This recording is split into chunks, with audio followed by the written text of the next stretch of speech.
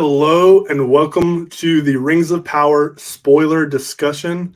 I'm so excited to be talking about this. Maybe some of you saw my review the other day, and if you didn't, it's all cool. If you haven't seen the show, you probably don't want to watch this as we're going to dive deep into all things spoilers. But you probably know who I am if you've watched the channel or if you're on my Facebook feed or anything like that. But I'd love to introduce a good friend of mine. It's our first time doing any kind of project together like this, and we are in a legendary group chat. We met on Facebook via some fandom groups and stuff. We're both Christians. We love the Lord, and we've really bonded over fandom and our fellowship in Christ over the years. And he's a super knowledgeable Tolkien fan. But without further ado, I introduce to you Mr. David Nilsson. David, what's up, man? You're muted. I am on mute. Hello. Hello, everyone. Sorry, that ruined it. I had to take the pipe out of my mouth to unmute me. Anyway, I'm doing good. How are you? You know, I noticed that you were really trying to play this up because you were a little late, but you're a wizard and you're never late. You arrive precisely when you right. mean to.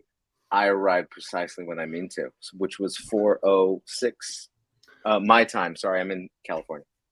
Yeah, unfortunately. I'm just kidding. Okay. I'm sorry. I had to make the one joke. So one of the fun things about David and I's friendship is we have a legendary GIF game, as we would call it. We basically speak half only in GIFs all the time, or GIFs, however you choose to pronounce that. But David is pretty much a genius when it comes to zings. As the rest of the Tolkien fandom will know, there's only one right answer. Which one is that? And I will leave it at that. Oh. I'm not going to get in that debate right now. Oh my goodness. We have to Speaking of debates, we're not talking about anything controversial tonight, right? Oh, no, definitely not. Yeah, of course. 100% fresh show everyone loves. Yes. Well, man, it's good to have you. It's fun to do another live stream. I used to do these with a certain point of view Star Wars podcasts I used to be a part of. And it's cool to do. It's something different. And I'm hoping we get some interaction later on so we can have some fun banter and maybe some angry people that we can talk to calmly. But so let's jump right in. I don't want anyone to be angry. Well, we picked the wrong thing to talk about then. Fair enough. So let's start with kind of your background on your relationship with Middle Earth and the Lord of the Rings movies and the books. Like, what is your general level of knowledge? And how do you love it? Do you like, I'm kind of a casual, I know the answer to all these things, but the viewership does not know. Right. So, go ahead. Yeah. Well, so I actually, like everybody says they had to read The Hobbit in high school, I think, right? I didn't have to, but I picked it up, and funny story, I was in Hawaii. I was like a 9th grader, I think, something like that. I was very young. My grandmother lived in Hawaii. So I went and visited her. So it was not like, the big vacation you might imagine. It was just, I went to my grandma's house, apartment building in Hawaii. And somebody had already given me a copy of The Hobbit. So I was reading it on my Hawaiian vacation, which sounds, I'm sure, terrible to a whole bunch of people. Like, why don't you go to the beach? Yeah. And then they have all of these like awesome little street markets where you can still haggle over little things. And I told my grandma I really wanted just a plain gold ring. She's like a wedding ring, because I was a 9th grader. I didn't even have a girlfriend at the time. She was very confused, and it was because I had been reading The Hobbit. And so I got one. And so anyway, that was the only interaction I had with Tolkien until the movies came out. When the Jackson films came out, watched all of them, and then I actually ended up going and reading the books afterwards. So it was the movies that actually got me into Lord of the Rings. And then I went down many deep rabbit holes after that. Yeah. I have there's a whole bunch of books. Like I have a book that's titled, just to give you an idea, the Tolkien's Sacramental Vision, which is like this whole all of the he was Roman Catholic, so all of the Christian imagery and sacramental stuff with the rings and all the characters and everything. I read everything. I got super deep into it after that. So it really was Jackson's films that got me to read the actual Lord of the Rings trilogy. And then after that, I read, some Silmarillion, not Lost Tales. Unfinished Tales. Yes, Unfinished Tales. It was right there behind me. Yeah, okay. Unfinished Tales and all the rest of it. So cool. Yeah, I think I have a similar-ish background in terms of how I got more into it. Growing up, my dad, which I got a lot of flack for this on YouTube the other day, and in some Facebook groups. But my dad and Dad, if you're watching, I'm going to give you a huge shout out. But my dad's a huge Tolkien fan, and Tolkien encyclopedia in some ways. He used to read the books every Christmas growing up. Every year he read them, and they're probably his favorite, and he loved them so much. So he would bring home, my dad's a teacher, or he was a teacher, he's retired now. He would bring home the Rankin Bass Hobbit and Return of the King movie, and we would watch those all the time. And then once or twice we rented, like from the public library, the Ralph Bakshi Lord of the Rings. So I saw those a bunch growing up, and they always kind of freaked me out because the animation's very like it is. It's different, but like I love it. So when Dad told me a movie was coming out, I was like, it'll be okay. Like, yeah, we like these other ones, but whatever. And when we went and saw it, let's see, that was 2001, December of 2001. I was 1, 2, and 3. It was perfect time. You were 8 years old. I was 8 years old when Fellowship came out. And my dad's favorite part of Fellowship is when Galadriel walks down the stairs and is introduced for the first time or whatever, like when Frodo meets her. Love that. Incredible. Sorry, continue on. Did you get that from the Green Dragon? No, I actually sorry, I didn't mean to interrupt your story. No, dude, you're good. I found this on Etsy when the Hobbit movies came out. A guy in Ukraine, of all places, was making these handcrafted and selling them on Etsy, and I got one. So it's like, Etsy is a magical but dangerous place. Yeah. Yes. Yeah. But anyway, sorry. No, dude, you're good. Don't apologize. So Dad's favorite part of the book is when Galadriel's like introduced for the first time, like because she's talked about being so beautiful. And I was an 8-year-old. This 3-hour movie, and at that moment, I told him I had to pee. And so he took me to the bathroom, and I'm in there peeing, and Dad's hanging outside the bathroom door, like trying to watch the movie. And he still to this day will not let me ever forget it. But I gotta let that one again. He's gonna love I told that story.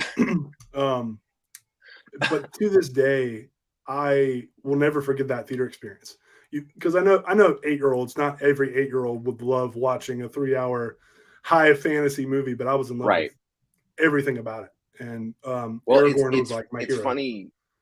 Yeah, you know what? It's funny that you say that, because at the time I would have been, I don't know, like a freshman in high school. So I was not that young, but my aunt and uncle were very, they didn't let their children watch the Disney Hercules movie.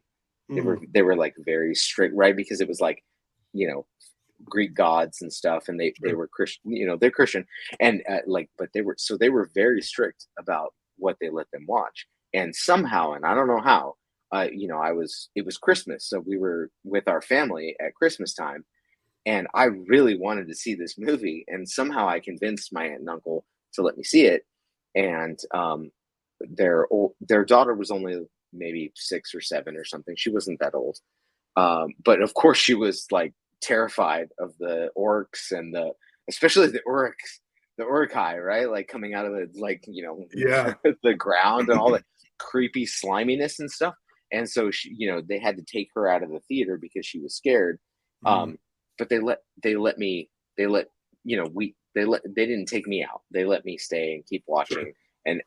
And that was just like it really was like when I think back to my younger years, it's like there's Jurassic Park, which I was 8 when Jurassic Park came out.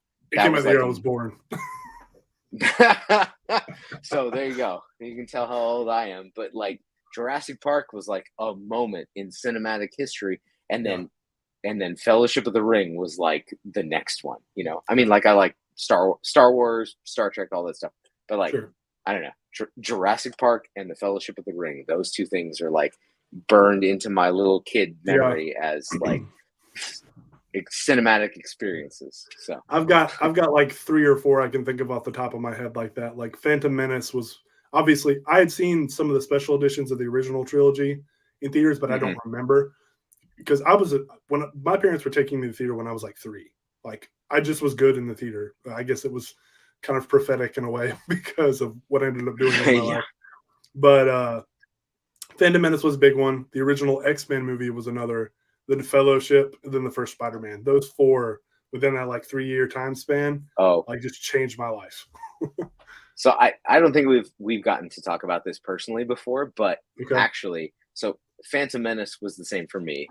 Yeah. It was like I had watched the Star Wars movies on VHS as a kid, got the toys, like did all the stuff. So when the Phantom Menace came out, I went and saw that million times in the theater. I was just like completely in love. But the what was the other one? What was the other one you just said? X-Men, Spider-Man. X-Men. Yeah.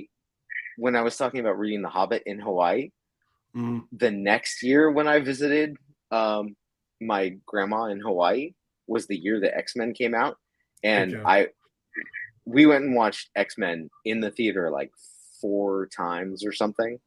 Man. Even though I was in Hawaii, I should have been like on a beach, you know. Dude, who cares? It's X-Men. But like, yeah, exactly. So she kept taking me to the theater to watch X-Men like so many times. So that's awesome. That was a big one. I mean, that's like the first real comic book movie that's not Batman and Superman, obviously. So. Absolutely. Sorry, I'm just double checking one audio thing.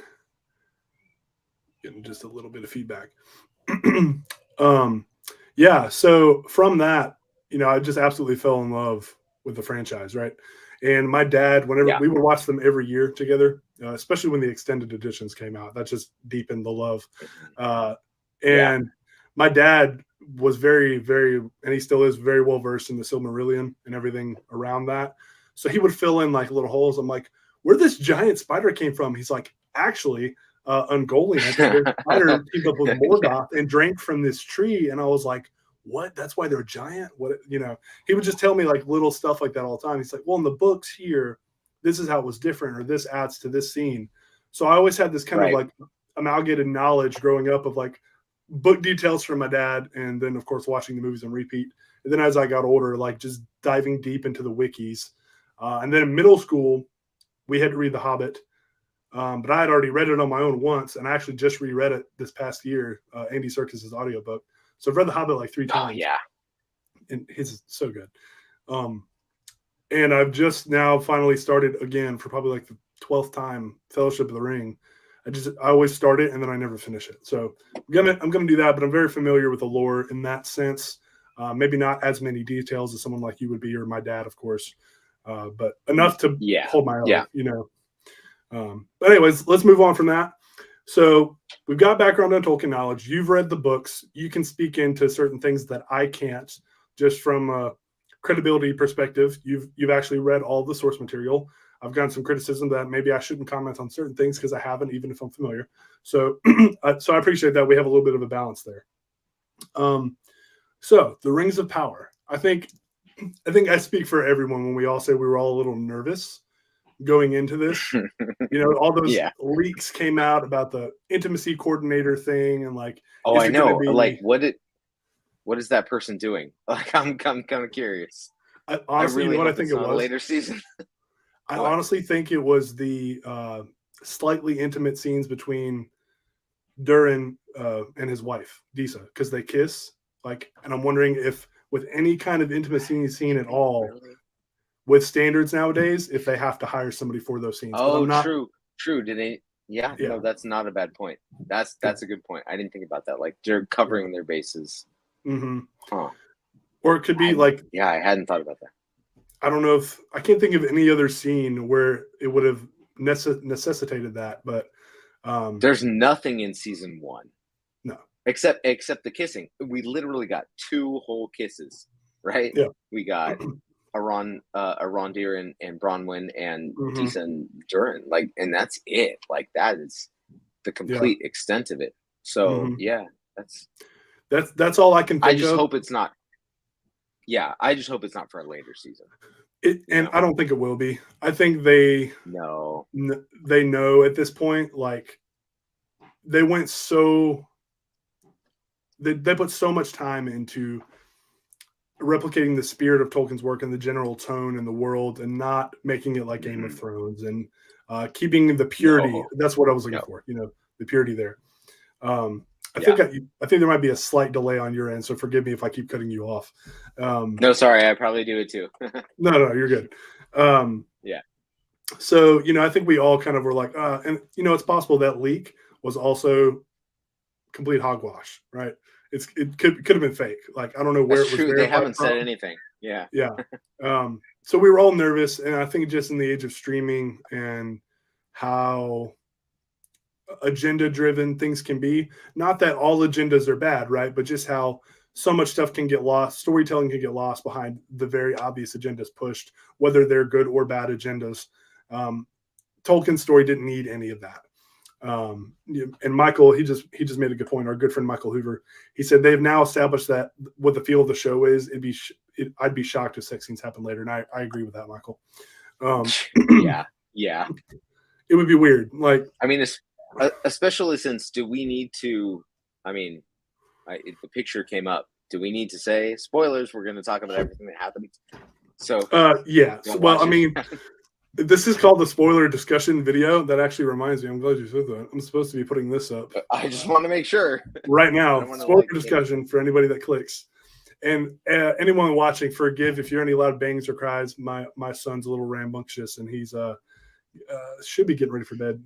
Nope, I lied. He's not getting ready for bed yet, but he's playing in the next room. But yeah, we were all nervous. So that being said, right. I think everyone went in nervous. What were your overall thoughts on the show? So I think somebody in our group chat yelled at me about this, but I didn't particularly like the first two episodes. It wasn't until stuff started happening in episode 3 that I was like, oh, okay. I think I know what they're doing, and I'm kind of on board for this.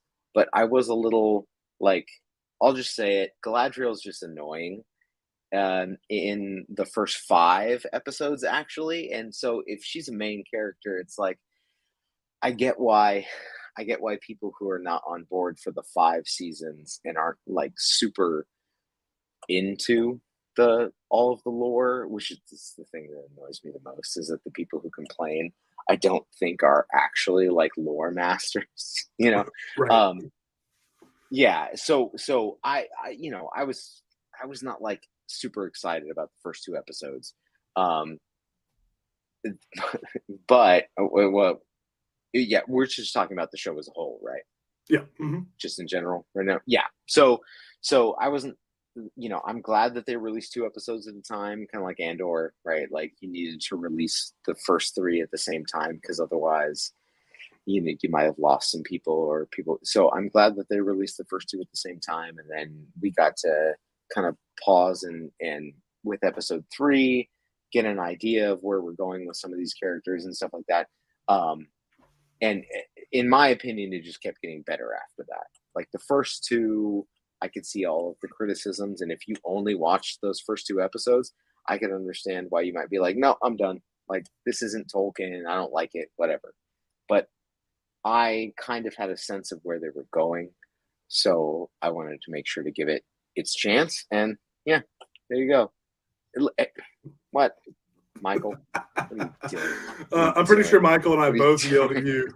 We both yelled at you about those first 2 episodes. So I told you the other day, actually, I did go back and watch episode 1 after finishing the whole season. It was much better. Sure. But just at the time, only having those 2 episodes and not being for sure knowing where they were going, I was like, I don't know, like, this isn't, it wasn't hooking me and like delivering the goods as much as like Sure. I might have wanted it to.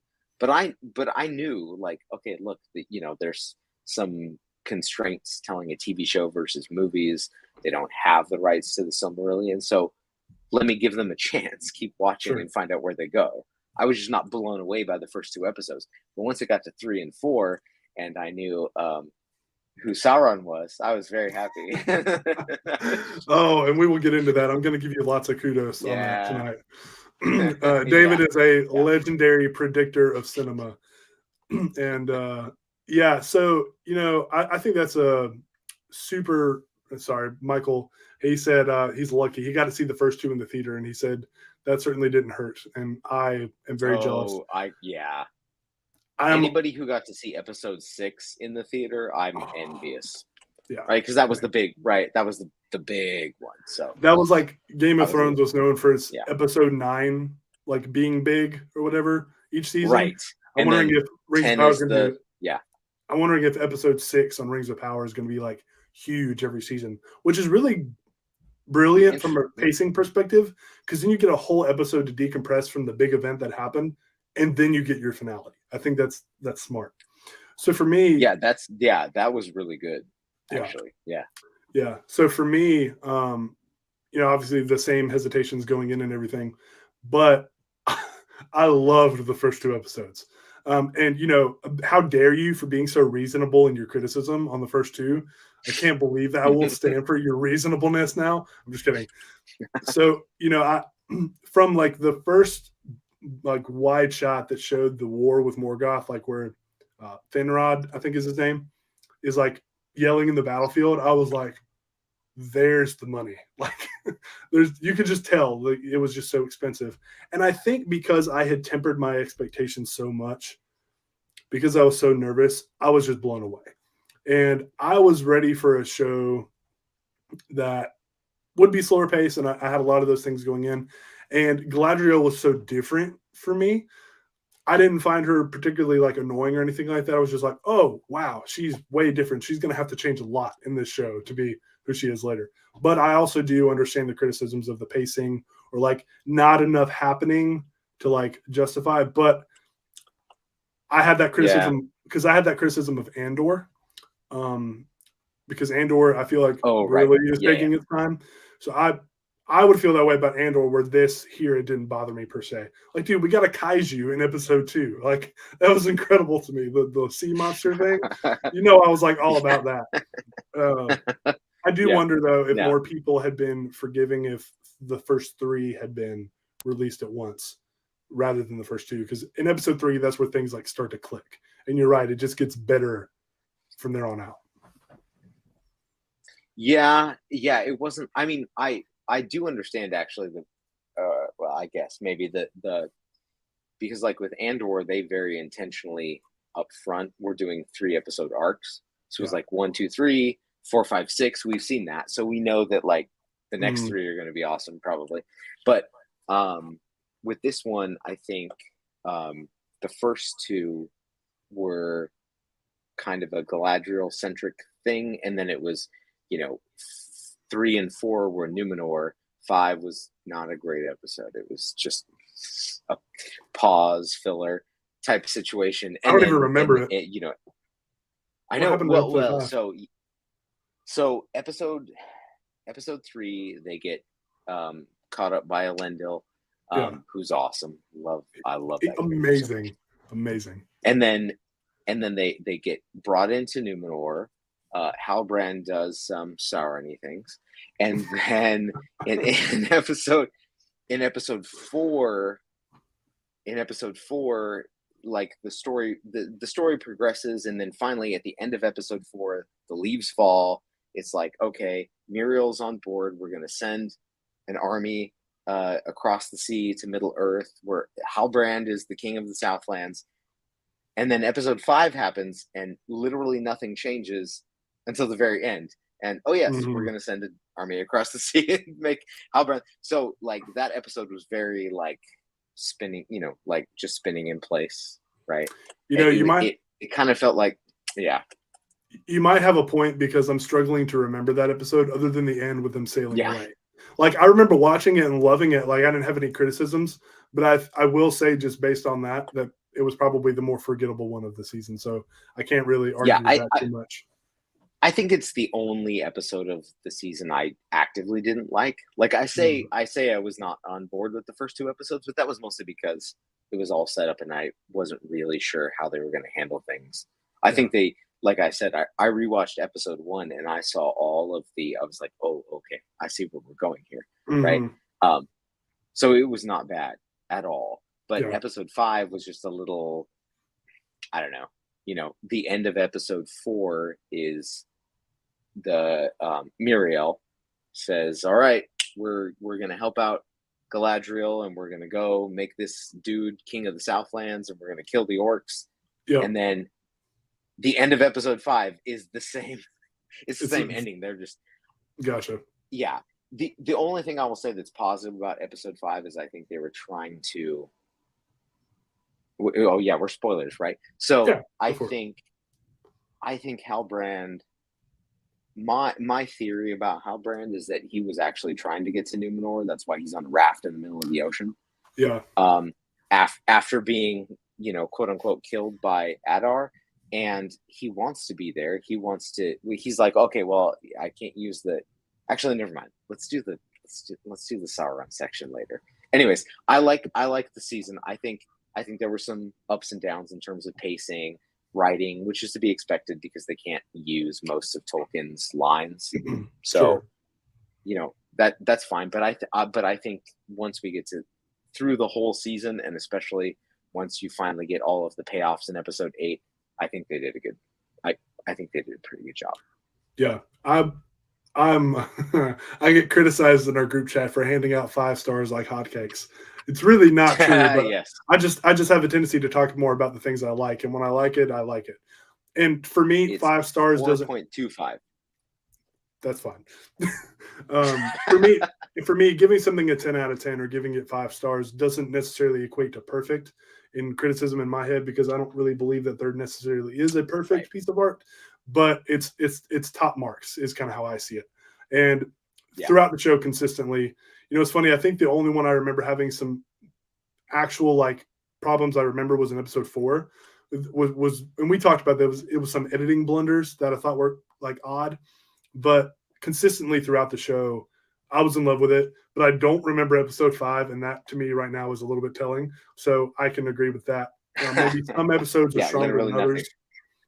But nothing happened. Michael did say plot wise it stood still, but there's lots of good character stuff, and I do remember that. But I remember that being like okay, this is the big setup episode. Next episode's gonna be great. It's like episode 8 of the Game of Thrones seasons or whatever. Not to keep bringing that up because you can't compare the two, but in terms of structure, no.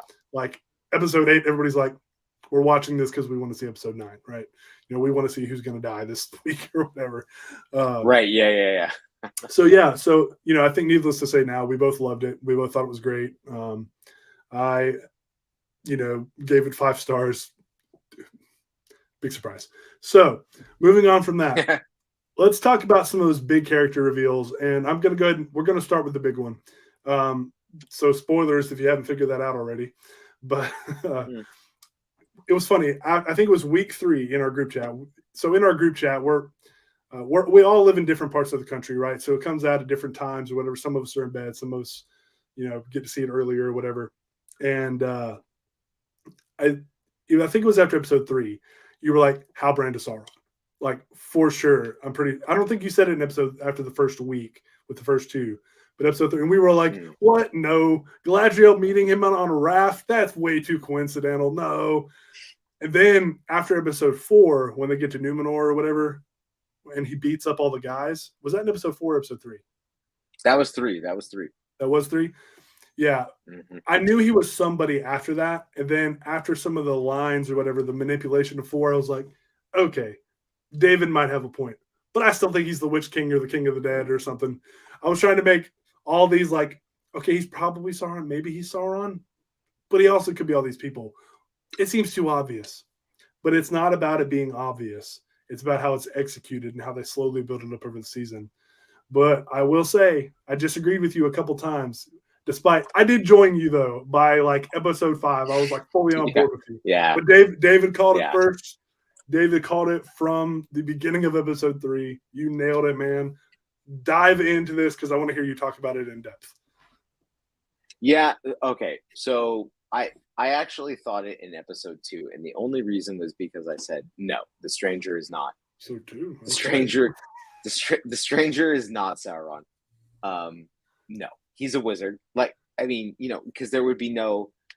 It became more apparent later. I was just thinking about like how would I write this show, and if you've got like a sweet little hobbit girl telling the stranger he's not bad, he's good, and then it's like, nope, suckers, I'm Sauron. Like, that's not satisfying. Like, the audience would hate that, right? Yeah. What I will say is there though, the only thing there, the only reason because when he first crash landed or whatever, I was like, oh, he's a wizard, right? Because he was sent down, but then he's in that circle that looks like an eye, and I'm like, and then in episode 3, he kills the like fireflies or whatever they are. Yeah, right. And that's when I was like, oh, maybe he's Sauron who was like wounded for like a hot second, and then it was like the next scene, Halbrand beat up the guys, and I was like, all right, it'd be weird if the stranger was Sauron. So I agree with you there. He's very strong. No. The only reason I said absolutely not is because actually the reason that I thought immediately from episode 2 that Halbrand was Sauron is because the whole thrust of the show is Galadriel obsessively trying to find Sauron, and so what else would they do if not have them coincidentally cross paths, and she doesn't know it's Sauron, and she ends up, as we know from the last episode, right? She's the one who helps him. She's the reason he's alive. She's right. You know what I mean? Like, I immediately was like, oh, that's got to be what they're doing. And then once all the other little clues started happening, he looks at the forge. I really want to smith some things. He beats up a bunch of people. And then those crazy lines, right? Like the, no, you need to find out what your opponent fears most. And Galadriel's like, yes. And then I can exploit it. And he goes, no, don't exploit it. You give them the means to conquer their fear, and then you master them, right? I was like, oh my goodness. And then, when he said that, I was like, oh man, yeah, that's very deceiver, like, Yeah, and then later the binding thing, he's like, I felt this connection to you, and I wish you could just bind it to me. And I'm just like, oh my goodness. So they were doing all these very on the nose lines for Sauron, but I thought, well, wait a minute. If all you've ever seen is the Jackson films, and you don't read the Silmarillion or anything, you don't really know. What do you know about the Forging of the Rings? Well, I don't know. Apparently, like, if you just watch the prologue to Fellowship of the Ring, you might think the elves made their the elves did make their own rings. Sorry, that you might think the dwarves made their own rings, the humans made their own rings. Who knows what's going on? And then Sauron is like in the background, ha ha ha ha. I have made the one ring, and I've deceived you all. But you don't know that he had a fair form and was like deceiving people and flattering them and stuff. You don't know what's going on with all that. So the average like Jackson movie viewer would not pick up on all that stuff. So all the criticisms I heard about like, well, Halbrand can't be Sauron, it's so obvious everybody would get it. I'm like, no, everyone would not get it. No. Everybody thinks he's hot Aragorn again, and him and Galadriel are gonna have like a romance, right? That's what like the average like a million viewers of Amazon are gonna think. Right. So it's like, no, I'm pretty sure they're setting that up very clearly. So, and then can I talk about the music now? Is this my chance? Yeah, go for it. All right. Because okay, so I like to listen to movie soundtracks before the movies even come out. I do it all the time. And this blew my mind, by the way, everybody. This blew my mind when David did this. Do you remember famously when The Phantom Menace, they actually named the track like The Death of Qui-Gon? Do you remember that? I think that was the name. Do you remember that? Like when it came out? No, I was in kindergarten, but oh gosh. when the Phantom Menace came out, I'm pretty sure Williams, the track was the death of Qui-Gon. And now this is pre iTunes, okay? I'm from the Stone Age or whatever, but this is before iTunes. So you'd Yeah. like literally have to go get the CD at the store. Mm. So it's not like a lot of people were spoiled or anything, but if you went and got the CD from, whatever, the computer store, and you saw Death of Qui-Gon was one of the tracks at the end, it was like a big deal. It was like a spoiler thing. I remember, and I only remember reading about it afterwards because I didn't know until after I'd seen the film. So they don't do that anymore. But ever since then, I like to listen to movie soundtracks before the movie comes out. You were right about Death of Qui-Gon. Yes, I knew it. I knew that happened, and it was like a big deal. And so I listened to when my twins were born in March of 2016. And so I listened to the Batman versus Superman soundtrack while I was shopping for snacks for my wife at the hospital and stuff. Mm-hmm. And there's a track that says, "This is my world." That was the name of the track. And it plays the Clark theme. And then it gets really all more dramatic and stuff. And I'm like, oh, Superman dies at the end of this movie. Right? Just the name of the track plus the music. I'm like, oh yeah, Doomsday, of course, Superman dies. So I was like, oh, that's right. I've been meaning to do that to see if Bear McCreary, your favorite composer of all time, I believe. Not my favorite, but he's up there. No, but I know you like him for the Godzilla stuff. And I was just like, I want to see. So, and for me, the Sauron theme, there's Godzilla. Yeah, I know. That was for you, Michael. For me, the Sauron theme was like, oh, okay, I get it. It's like scary voices, whatever. I don't know. I can't hum it. It's whatever. Scary voices, Sauron. Howard. Yeah, that's kind of what I was thinking. So I didn't even think about it. But the Halbrand theme, I was like, oh, this is beautiful and haunting. There's a sad version and a triumphant version because he is supposed to be the king of the Southlands and stuff. I was like, oh, I love that theme. And I was like, so I had that in my head. And so I was like, okay, let me go listen to these. And I heard the da-na-na-na-na. I'm like, oh, okay, 5 notes. Quick, go check out the Sauron theme. And I was like, da da da da da. And I was like, oh, it is. I'm right. And the reason I like doing that with the music is because you could say everything, all the lines of dialogue are misdirection, but the music, and it's like Bear McCreary is not gonna write Halbrand's theme to be a misdirection to make you think he's Sauron or something, because it's nobody's gonna pick up on that unless you're intentionally going and looking for it. And so that would just be kind of the way. So I was like, okay, he's Sauron. Yeah, when you posted that, that's when I was sure, because there was still that sense of reasonable doubt before that, he's probably Sauron, but there is a chance it is just red herrings to make you think that, and he'll be someone else later, right? Or he could be a nobody who gets killed and we just cared about him, and it's to get us invested, right? And if anybody hasn't noticed, his name is Halron for that reason on here. But yes. Yeah, it's great. But yeah, but when you sent that, I was like, there's no doubt about it, because that is intentionally placing the seeds to make the reveal make sense and not seem out of left field and still feel like. And what are the best twists? The ones you absolutely don't see coming that don't make sense, or the ones that still shock you or hit you hard, but you're like, oh wait, no, that does make sense, right? Especially when you're talking about a deceiver, Satan type of enemy. I think that's brilliant. It's kind of I've had predictions like that in the past. I remember when Kenobi came out, a little bit of spoilers for Kenobi. If you haven't watched it, Obi-Wan Kenobi, here on out. From the first shot of that show, I was like, oh, Reva is one of the younglings.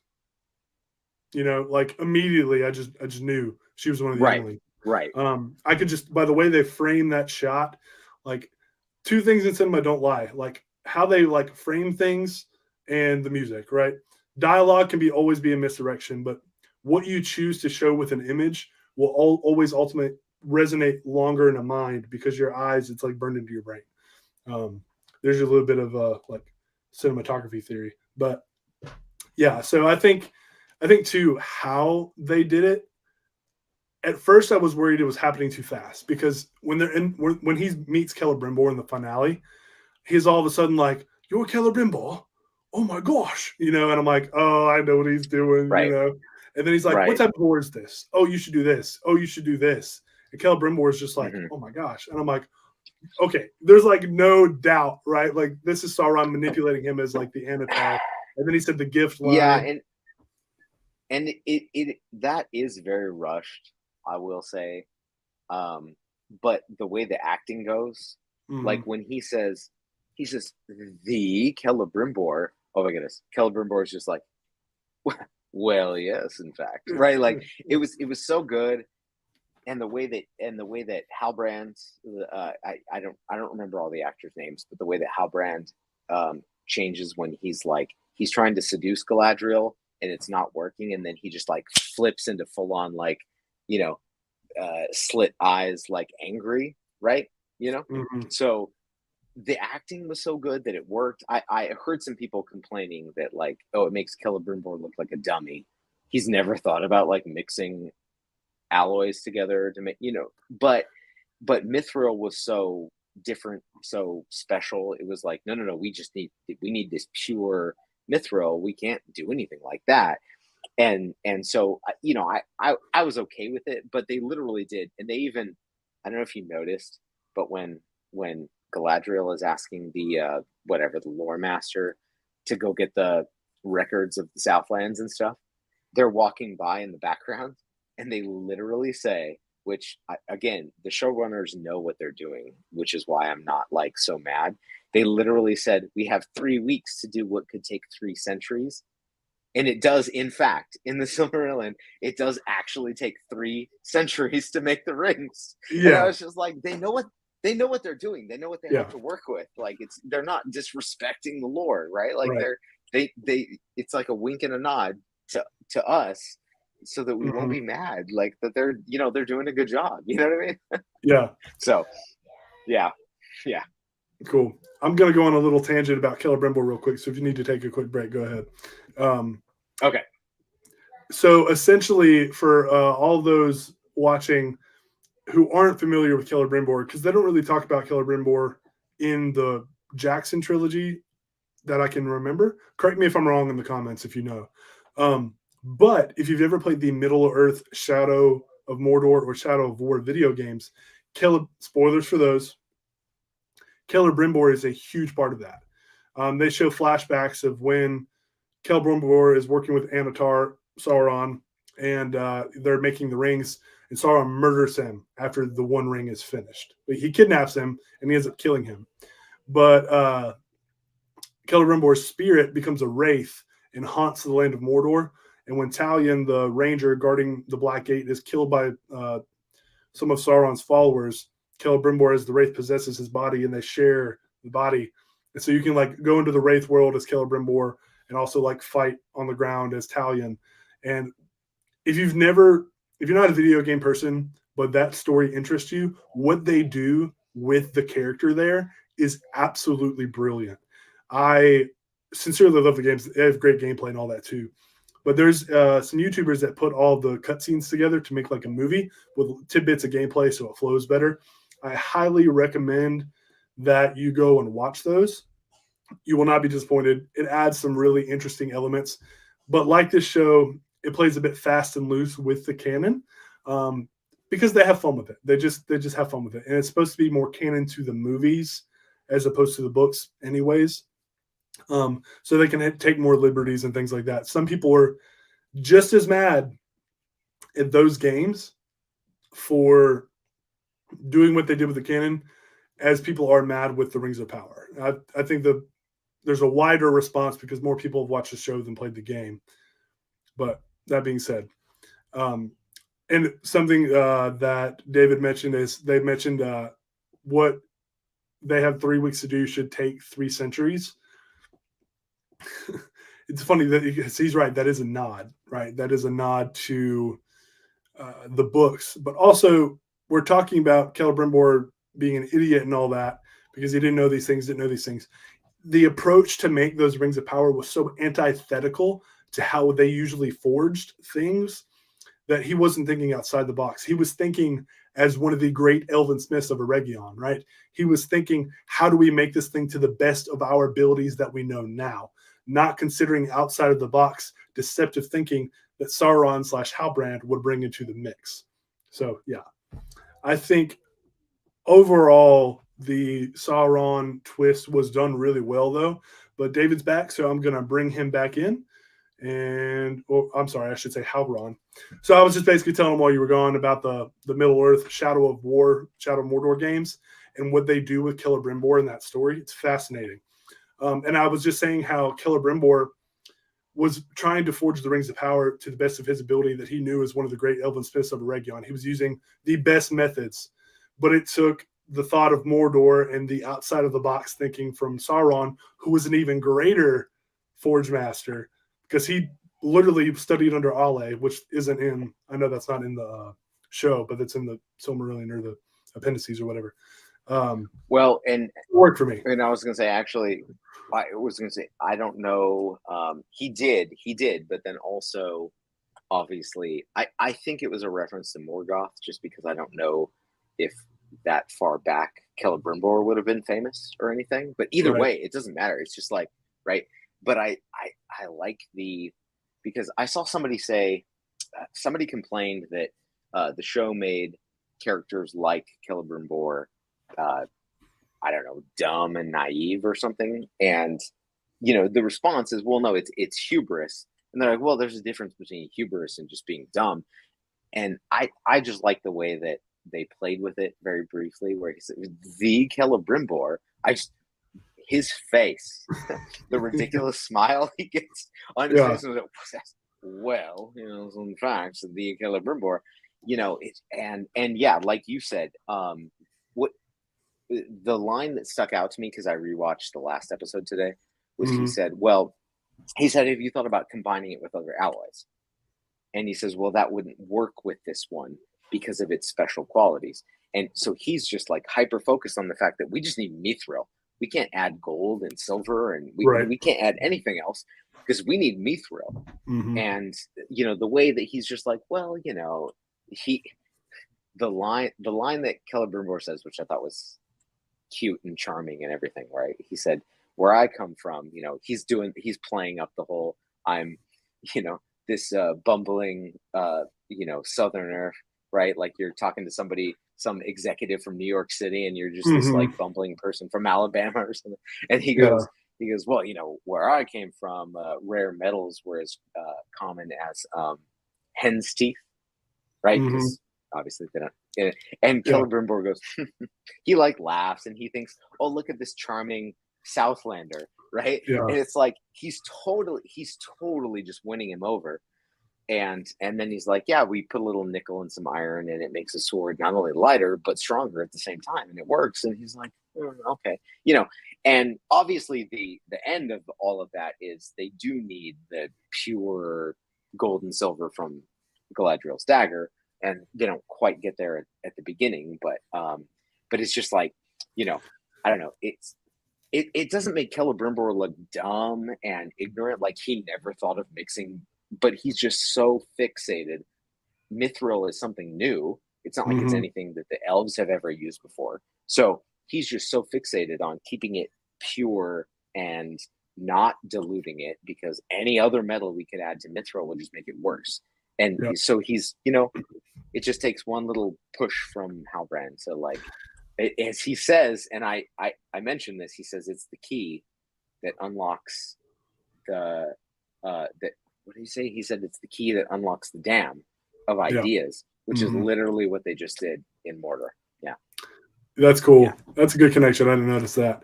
I also, a big thing that I would use to argue back or debate back against those criticizing Celebrimbor as being dumb is he's not only manipulated perfectly by Sauron, but there's also a hint that Sauron may have, for lack of a better phrase, cast a spell or a charm or something over him, because he uses the phrase from Adar, a power over flesh, like not of the flesh, but over flesh. And when Galadriel pushes him on, like, where did you hear that? He's like, uh, I said it. What does it matter? He's all confused. Like, they go out of their way with that dialogue and with that performance to be Yeah. like, he can't quite remember how it happened. So there's more to that. He was not only being manipulated by mere words, but also by the spirit, I guess you could say, as well. Because Sauron, he's powerful. He's a powerful Maya. He is the most powerful Maya, or of the Maiar, or whatever, how Yeah. grammatical way to say that. But so that's what made me be okay with the feeling of it feeling rushed at first. But Sauron has also been so patient the whole season, right? And he's now Yeah. with Celebrimbor, like, making the rings, and he slips. And when he overreaches Galadriel, I love that she catches on immediately, right? She's like, "Was Right. Halbrand with you?" And she's not sure Well, he's Sauron, and but yeah, Sauron would have no way of knowing.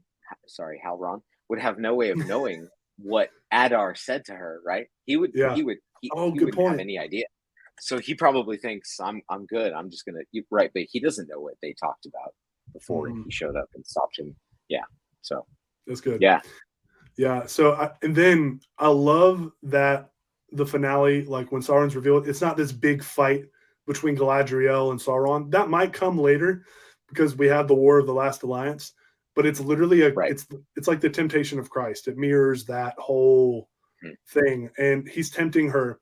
But they're also hinting from that part that I read about today, where there was a time where Sauron seemingly repented of his deeds. He, like, really truly Yes. did Yeah. repent of them and think that he was saving the world, and then, like, fell back into evil while on that path. I love that because it makes him like a more of a Doctor Doom esque type villain for Marvel, or almost like Lex Luthor in a way. I know you're more DC guy, in the sense of, like, How they're dare you compare Tolkien to comic books? You fake fan. I'm just kidding. Go ahead. Sauron probably inspired these guys, but in the sense Yeah. of, like, it's adding layers to the character, because, like, in the trilogy, unless you've read, like, the Silmarillion, he's just an eye, right? He's an evil presence. But here Yep. he's a Right. physical Exactly. villain with motivations, and now he believes that he's actually doing this to make Middle Earth great again, right? He's doing this because he thinks he's Okay. saving the world. And then the Yeah. key moment to figure out why he's misguided is when she says to him, like, "You mean to rule them?" And he says, "I don't see a difference." Like, he thinks by him Right. doing it. Yes. Yes. Yeah, Yes. that's great. And I love the fact that it mirrors her temptation when Frodo offers her the ring, and he uses the, like, stronger than the foundation of the earth, or some of those lines. The same when she shouts out when she goes, like, all goth chick for a couple minutes in Fellowship. Yeah. Yeah. She goes like crazy. Also, on that, it's really cool. I just didn't make this connection. If we take this as canon to the movies, which in my head I do, I know officially they kind of can't be, but they're I mean, basically I setting it up will. that way. I Yeah, will. yeah. Yeah. So Yeah. if you consider that whole scene with Halbrand was there when Galadriel makes the ring that she uses to banish him in the Hobbit Battle of the Five Armies. He inadvertently helped them make the ring that banishes him back to Mordor in that movie. I don't know if that happens because the Hobbit doesn't really talk about that. Oh. But you know Oh what no. I'm Yeah. saying? No. That's other stuff. But yeah. No. I was thinking more that I was thinking the connection to the Lord of the Rings movies when she says that to Frodo. Mm-hmm. When she says, "This is what I would be if you gave me the ring." Yeah. Like Sauron literally said that to her first, and that's Yeah. what she's thinking, right? And there's this I forget what it is. There's this line where she says that she knows the mind of Sauron, and he's still trying to, like, know her mind, and she's not letting him in or whatever. It's something like that. I forget exactly what it is, but that's something that, like, whatever, you can call this show fan fiction if you want. Who cares? But, like, don't say that it's like spitting on the grave of Tolkien or whatever people are saying, because, like, that actually, you know what I mean? Like, that actually makes it, like, if she's gonna say that, like, I know Sauron's mind, well, there must be some connection at some point that happened, and this show is explicitly. I think it was the showrunners that brought it up. They were just like, "Yeah, this show is trying to explicitly kind of flesh that out." I guess. Mm-hmm. what's interesting about her saying, you were just talking about what were you just talking about? Sorry, I lost the I was talking about, no, you're good. I mentioned, are you talking about the dialogue, or when I mentioned the rings that he helped create that day, or the rings that help banish him and the Nazgul at the end of the third Hobbit movie, in the movie only? Oh, right. Yeah. Like the connection between them and stuff. So, oh, no. Before you got to Galadriel, when you were talking about how Sauron kind of repented or something, or wanted to, like, briefly, and like he does. And so if the show, we're only on season 1 out of 5, so there's a lot, but Yeah. if the show goes full on, I'm a misunderstood person, and it was you, the Valar, that made me this way and stuff, like, okay, I'm not going to be on board with that. But Sure. he literally says, after Morgoth is defeated, and there's a line at the end of episode 8 where he says, like, when Morgoth was defeated, it was like some fist was, like, removed from my throat, and I was, like, free. So basically what Tolkien says is he repented, and some believe it was genuine, like it wasn't just fake. He still didn't want to go, like, before the court of the Valar and get he fled instead. So he went away and hid in Middle Earth. But there's an element of, like, no, he genuinely repented for, like, a minute, and then, which is fine. And then he there's this line that I had found in the Silmarillion a while ago that I was trying to remember.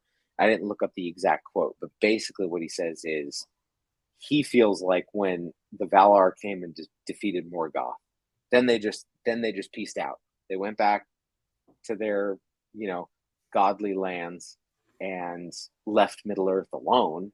And so he was, like, desperately trying to get the elves to come serve him and help his vision of how to save Middle Earth. So, like, all the stuff in the show about, like, Adar saying Sauron wanted to heal Middle Earth and, like, bring order to chaos and all that stuff, and then that was it when you mentioned at the end when she said, do you want to heal Middle Earth, or do you just want to rule it? And he's like, I don't see any difference. Like that like, that's it in a nutshell. Like, they clearly get it. Like, he thinks, he's like, I don't necessarily like Morgoth, but the Valar just, like, pieced out and left you all helpless and alone. So I need to, like, bring you all together and bring order to chaos. And that's why when you don't listen to me, I need a ring to just make you all do what I want. Yeah. Right. Like, that's basically his MO. And I wanted to talk about the character of Galadriel. I don't know if you wanted to talk about that later. The only criticism I have of the Galadriel character, I mean, she's annoying and not a great protagonist and stuff until she finally starts. But her whole thing was that she wanted power. So if they hadn't made her character focus at the beginning that she wants revenge for the death of her brother, and she wants to just find Sauron and destroy him and stuff. If instead they had leaned into she wants to rule, like, the reason she stays in Middle Earth is because she wants her own kingdom to rule and stuff like that. So then at the end, when Sauron says, you bind me to the light and I'll bind you to power and we'll rule together and stuff, it might have been a little more impactful, maybe not felt as rushed. Fair. You know what I mean? Yeah. That's fair. That would be that's my biggest criticism of her, other than just being annoying in the first episode. I think too, they probably did that to give her a little bit more of a believable motivation outside of just like, oh, she wants to rule, she wants her own dominion, right?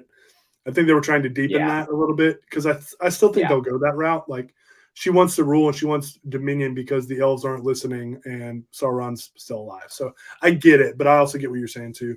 But there's some other stuff I want to talk about as well, because I feel like you could talk about the Sauron stuff for hours. But I know we're kind of starting to run out of time, but there's a couple more things I wanted to cover. The big two, and we can kind of talk about these at once. But I actually have a question I want to ask you in regards to these. The creation of Mount Doom and Mordor, and Adar as a character. So with those, I just want to comment. I love that the Jackson films did too, kind of. They firmly went with the orcs used to be elves backstory, right?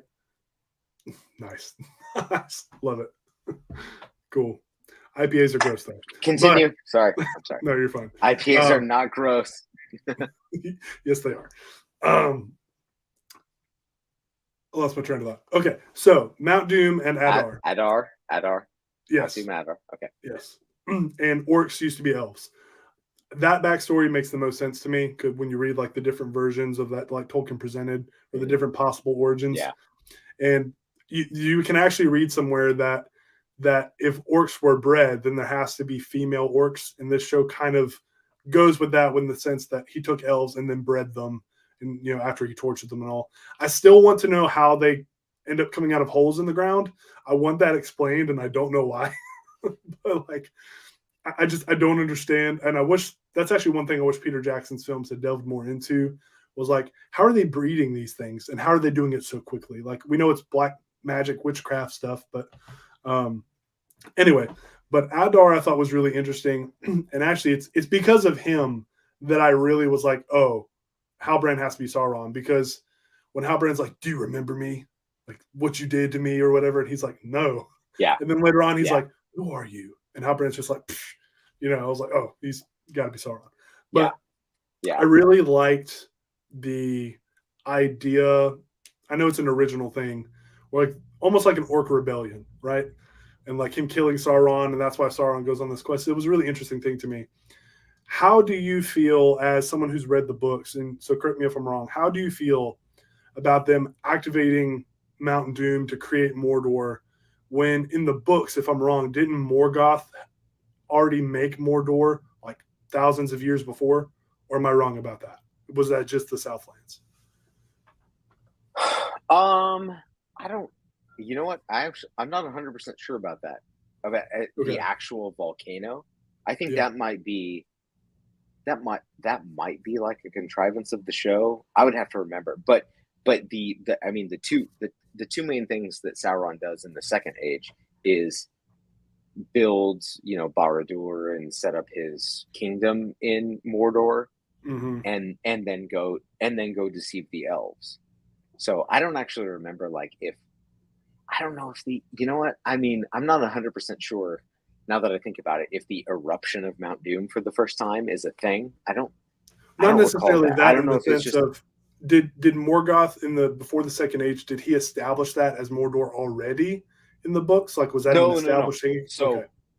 No. So that was Second Age. The two main things that Sauron does in the Second Age is build up his kingdom in Mordor, build Barad-dûr and all the rest of that. There's nothing there. Like, there's no Barad-dûr there before. Like, he builds it all up in Mordor, and then he whisks away to Eregion as a pretty elf. And, so those are the main two things that he does. And so that's why the show is there. Remember, they can't use the name Anatar, so I'm pretty sure that's why they're not doing the elf form. Well, Anatar is not in the appendices. Right. But do they ever actually say that he's an elven form, or do they just call it his fair form and handsome form? In the appendices? No, just in general. Just in Silmarillion or in general. I know in all the illustrations. No. Yeah, if he's Anatar, he's an elf. He appears to be an elf.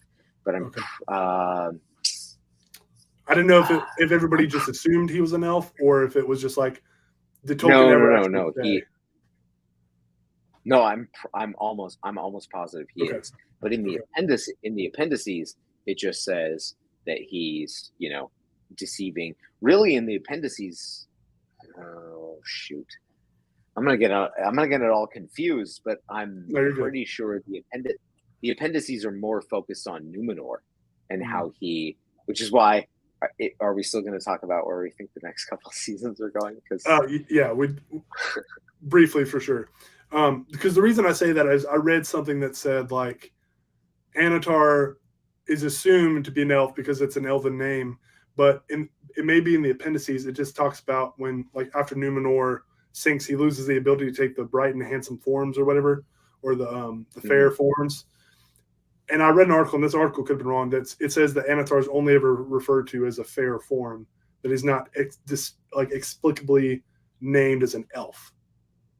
But people, well, that's true, because so the tar in Anatar is the same tar that means Lord, like it means Lord of Gifts. Yeah, which is why the gift line gave it away for everybody. But the tar is like Tar Palantir, like all Tar Miriel, all of the kings and queens of Numenor. So, and they're not elves; they're humans. So yeah, I mean, shoot, yeah, you know, I mean, technically, the name doesn't mean he's an elf. So that's good. I'd have to go back and remember if there's something that said he specifically had. Take that, YouTubers who said I can't comment on things. I'm just kidding. No, I didn't mean that as like a gotcha moment. That was actually just genuine curiosity. No, I know. Yeah, because I also saw a criticism that people were mad, like, oh, Sauron created, or Adar created Mordor or whatever. And I'm like, hold on. The show presented that Morgoth had a plan, a contingency, if he was defeated, to create a land in his visage, right? Like that would be his domain. The Mor in Mordor is of Morgoth, right? So, and the key that they use is at a statue of Morgoth. Like it was his plan. Sauron's enacting it in motion, but really, I hear my son screaming. Sorry, I hear Adar enacted Sauron's plan, right? So even with Sauron not being there, Adar thinks he's getting the upper hand, but really Sauron's still manipulating him, which is why he's smiling as he walks back into Mordor. Hey, I want to note too. Sauron simply walked into Mordor. Sean Bean was wrong.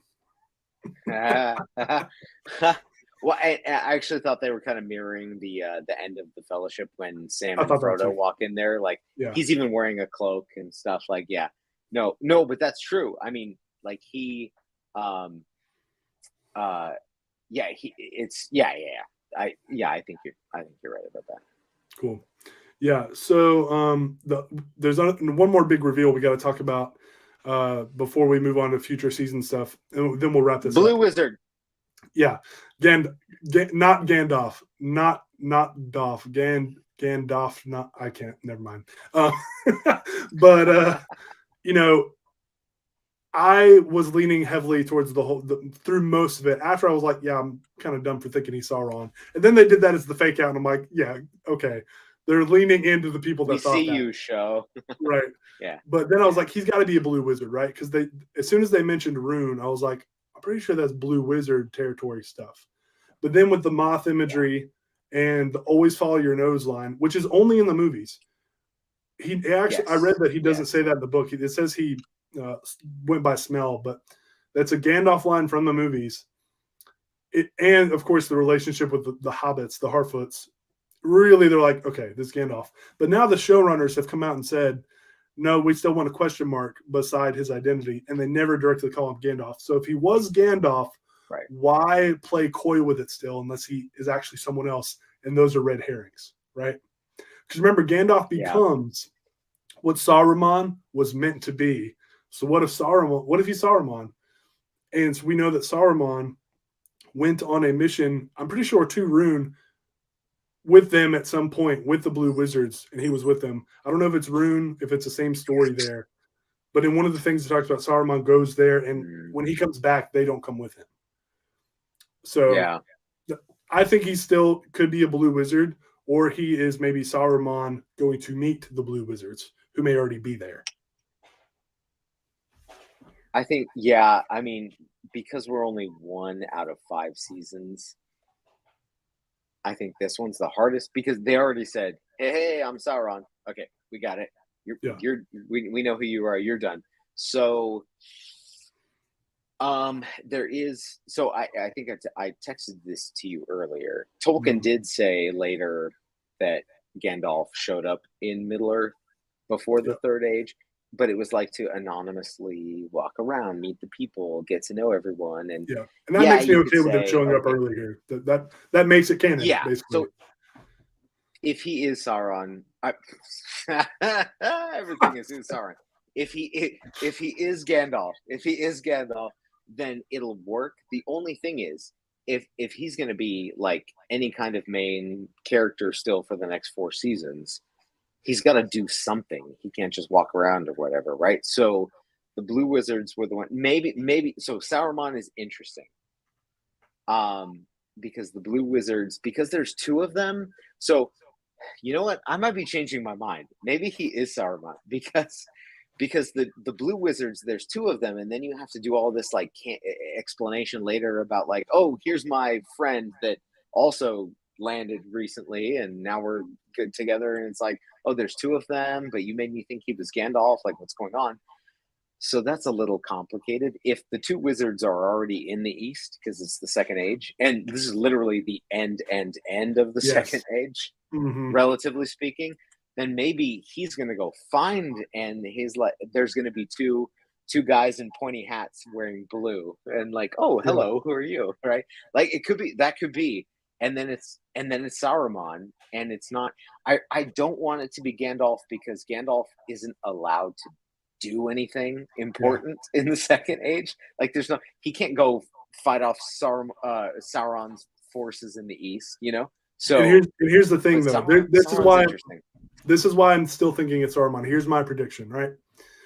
They go out of their way to be like, you're good, and he says, I'm good. Saruman is good until he's not, right? So that's like a foreshadowing of his fall. Yes. And then also when he fell, right? Think of this as an allegory. When he falls from the sky, he lands, and he's in the shape of an eye. When Saruman falls to the dark side, for lack of a better phrase, he falls to the eye. To the eye of Sauron. Right. So it could be all foreshadowing that he's Saruman. I like that theory more and more because I think it'll add some more tragedy to the show.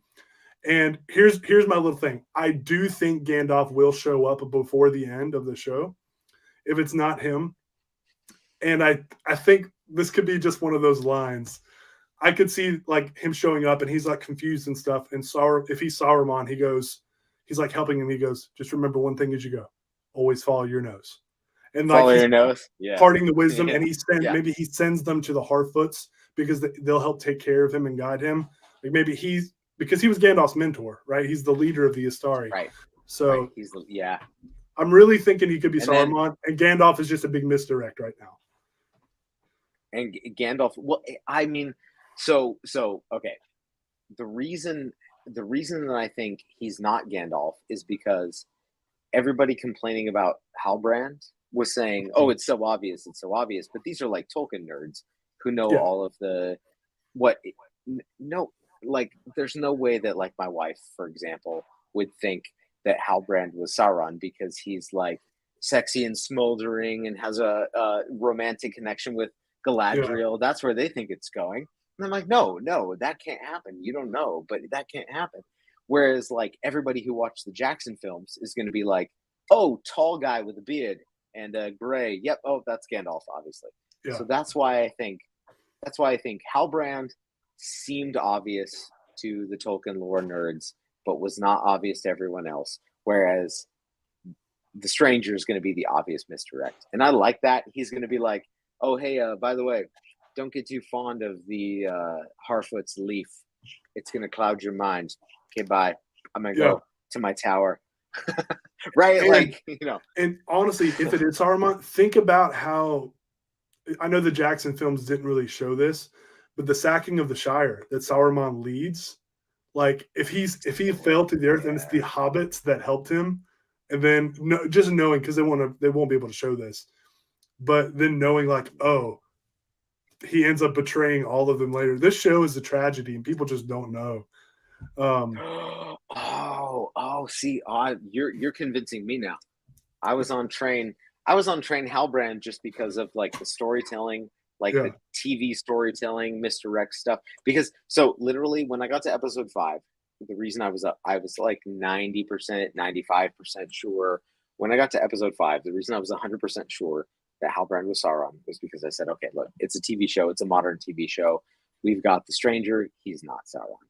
Eminem is not Sauron. We know that. So the whole thrust of the show is Galadriel trying to find Sauron. it has to be someone we know. Corey Olson, the famous Yeah. Tolkien professor guy, does the Rings of Realms. He's like, oh, in the last episode, Celebrimbor is totally going to be like, oh, by the way, here's my friend Anatar. He's been in the corner the whole time. And I'm like, no, they can't. Yeah. It's a TV show. They're not going to do that. Like, it needs to With, be. with There needs to be something, a punch, a gut punch. You got yeah. right. So I was like, Halbrand is the only option. Because even my dad wasn't So- sure, right? When I talked to my dad about it, he was like, Oh. "No, Halbrand's not Sauron," you know. But he doesn't read all the articles Yeah. and the studying the music and all like that. He's like, and when I gave him all the evidence, he went, "I hope he's not Sauron," because he wanted to believe he was good, right? But you know, he's not. And that's why it's good television. That's you know, true. Yeah, and yeah. when it ended, I was like, okay, I'm like 90% sure that's Gandalf, but I'm remaining with the 10% of reasonable doubt that it could be a misdirect because it's too obvious in the sense of how they revealed it without actually saying it, right? If he was Gandalf, they probably would have been like, oh, what's the common Harfoot like leaf that y'all smoke? We call it the Gandalf leaf. And she named him Gandalf. Like they would have done something crazy like that. But they don't. Yeah. And since that, every day I've been like, because I read all about the Blue Wizards, and when I read that Saruman goes with them, I was like, oh my gosh, who has the connections to all these things? Why would they do the imagery of the eye of him falling if it wasn't Saruman? Like it just makes so much sense to me. Yeah. Okay, so from there, let's do a quick overview of any theories you have. I mean, there's the obvious things that'll happen, right? Like Numenor is going to sink, you know. But we just talked about, and you made a very good point about storytelling in any kind of film or television show. When there's a big twist of like somebody's bad, it's got to be someone you know. Otherwise, the twist it doesn't feel like a payoff, right? Like you have to have the payoff. It has to be somebody you know. Anytime I watch something that's a mystery, I'm like Knives Out. I'm like, okay, the killer's got to be somebody we met, right?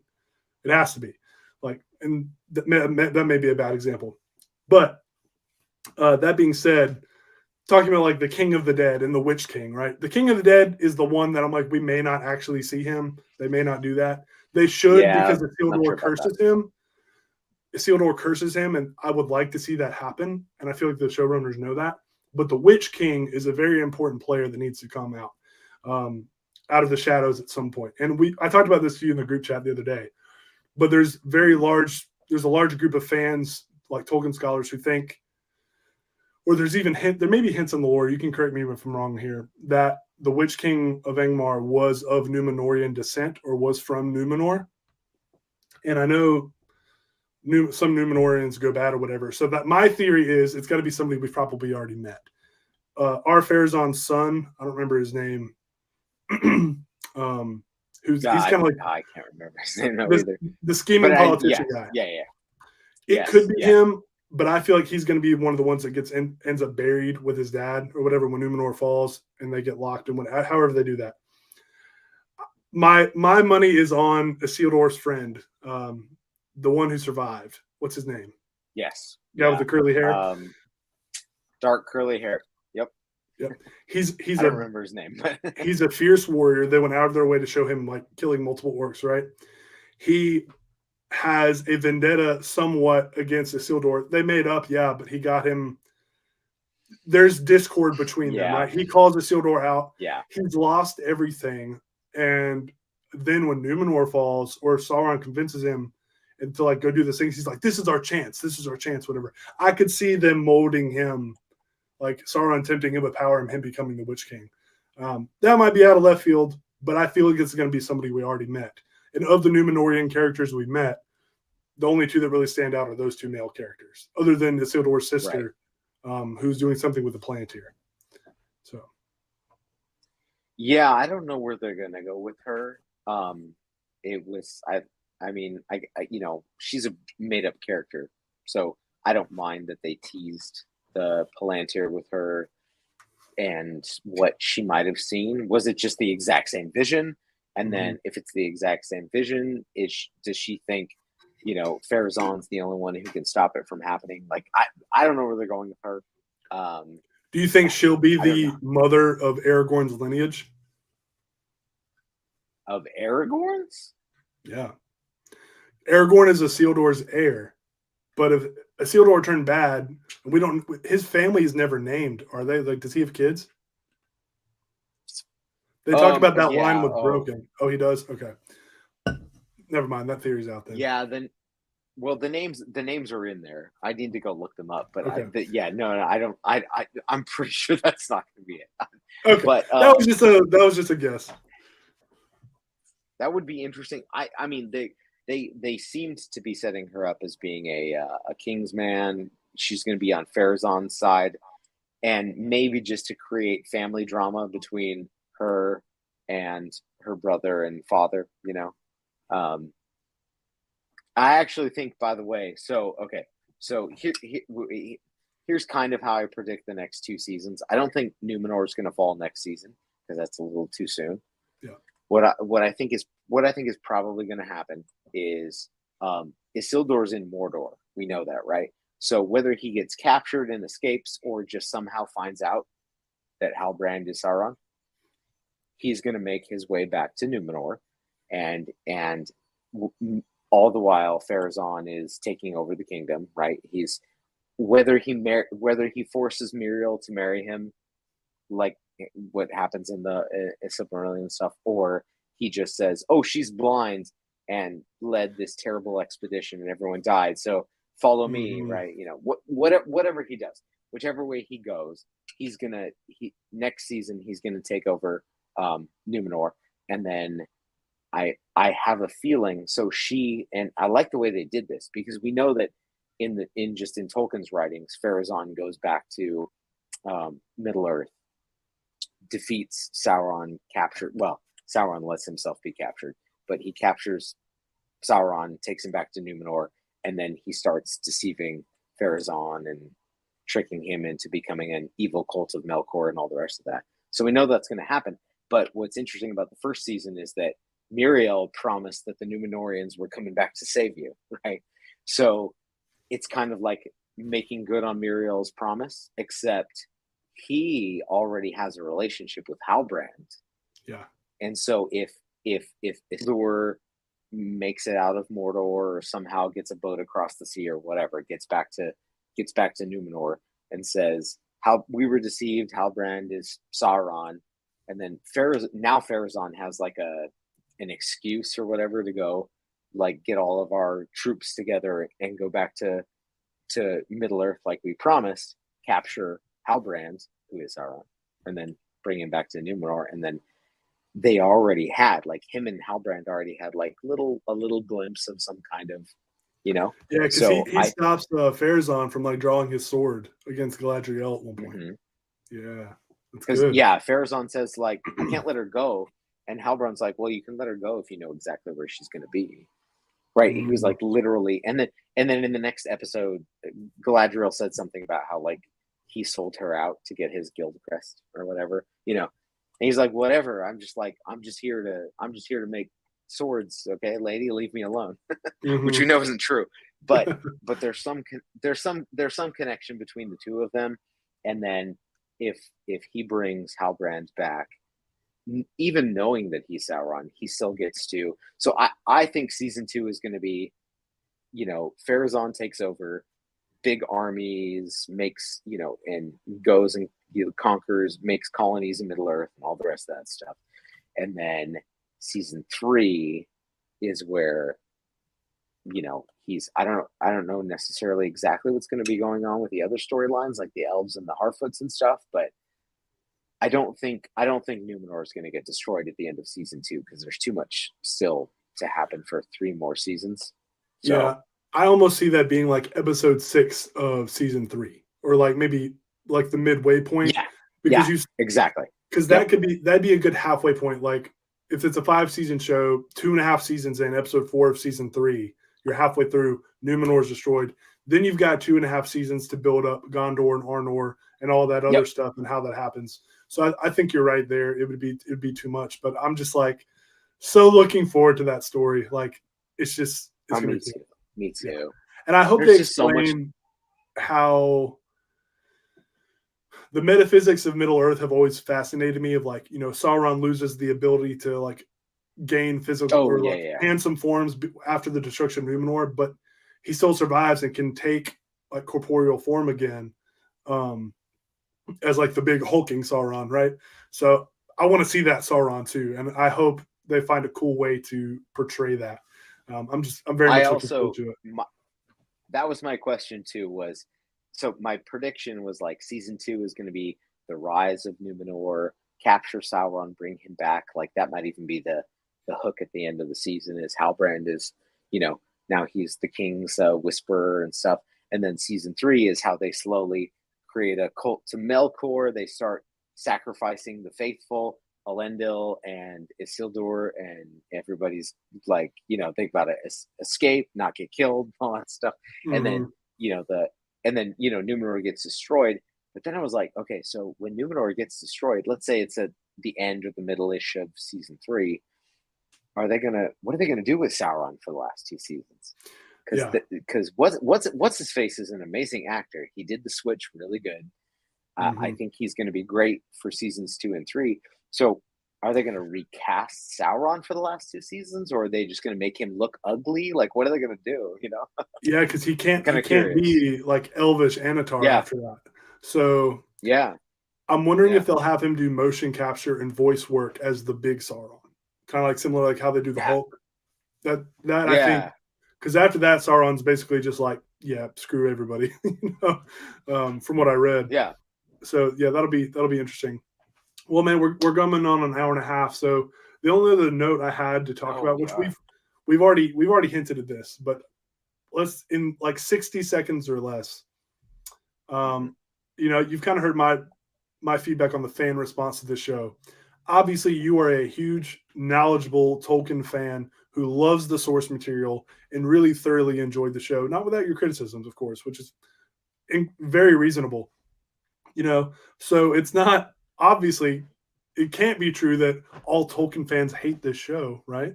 Who have read the source material because then you wouldn't exist. Right. So just I've gotten some criticism there, especially because not having read the books. But I think in general, everyone thinks they're a critic nowadays, but also people are so beholden to source material that they don't necessarily look at adaptations the correct way.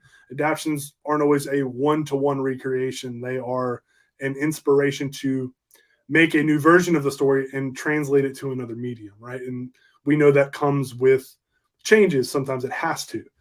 And I personally think, just like the Jackson films, because those came out pre-social media, in time this will be a very beloved show. It'll be very popular. I think it's going to grow in popularity, and it's going to grow in all those things, just like the Jackson films did.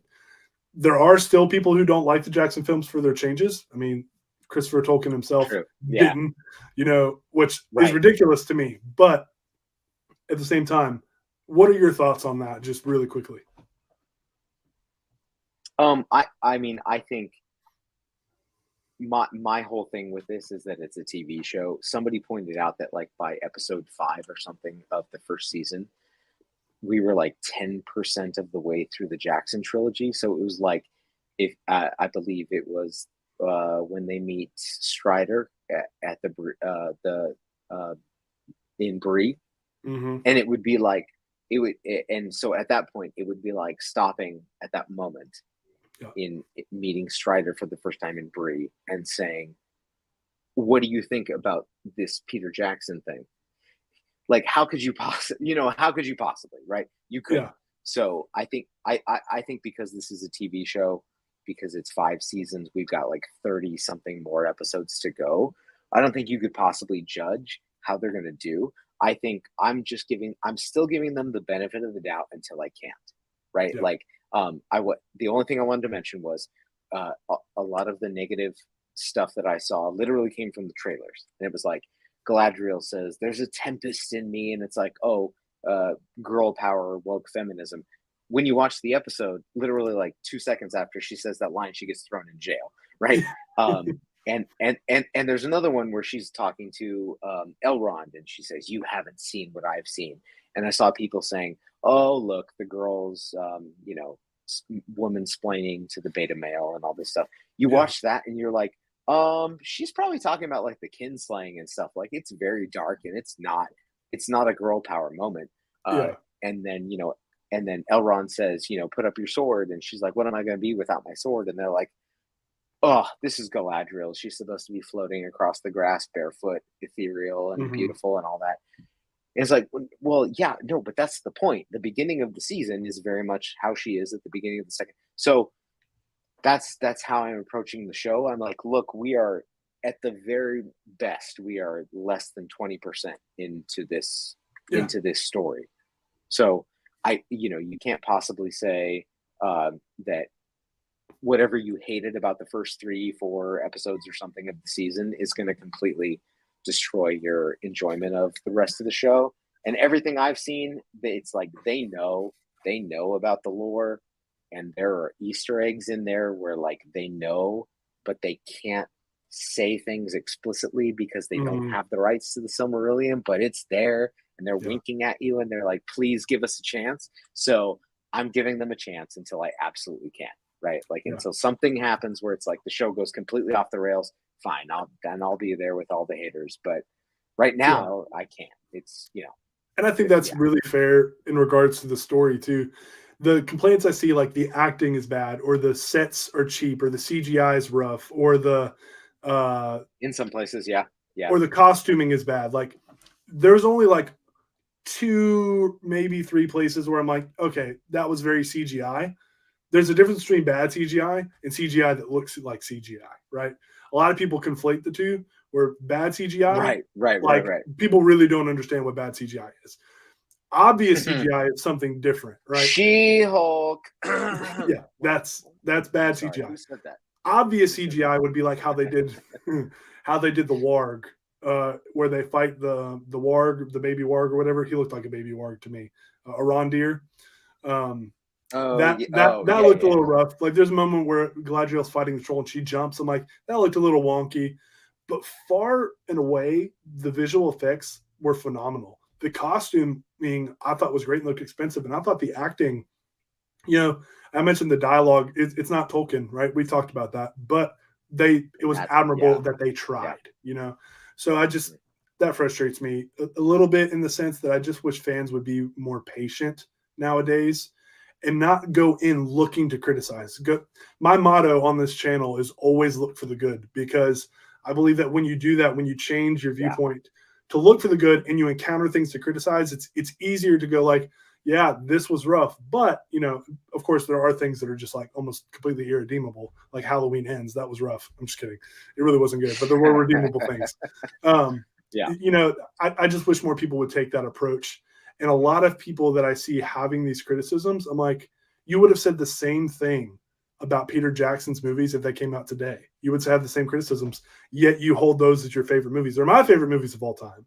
And lots of people I know that say those are their favorite movies, they're using criticisms that could be leveled at that too. I'm like, that's got cheaper green screen shots because it was from 2001 or 1999, whenever they shot it, that don't always hold up as well. But I don't care. Like visual effects are not what stand the test of time. What stands the test of time is the story and the characters and the writing, and all the other things can be put aside. So that's just kind of my thoughts there. But all in all, man, I really do love the show. I'm excited to watch a show week to week, look forward to it every couple of years, and it not be full of profanity, not be full of like gross sexual content, like it being fairly family friendly in the sense of like, yeah, there's violence, but violence can be staged in a sense. We can't be desensitized. That's a whole nother thing. And the violence is brutal. Yeah. But Lord of the Rings has always kind of been that way. It's fairly clean fantasy in that sense. And I find that refreshing. So any other final thoughts that you want to say or anything about the show or anything in particular? No, maybe we can do another. Maybe we could do another talk sometime specifically just about the characters of Galadriel and Sauron, because I know we've kind of just talked about the show in general. I know I think all of the main hate that comes from the people that don't like the show are about Halbrand being Sauron and how that worked, and also Galadriel's character. And I just like, when I go back and look at the actual books, not the Lord of the Rings, like the other stuff, the Silmarillion, the Unfinished Tales, the Tolkien's letters, I just see so much stuff in there that really maps on with the show, and it's like they can't quote those books because they don't have the rights, but they really do.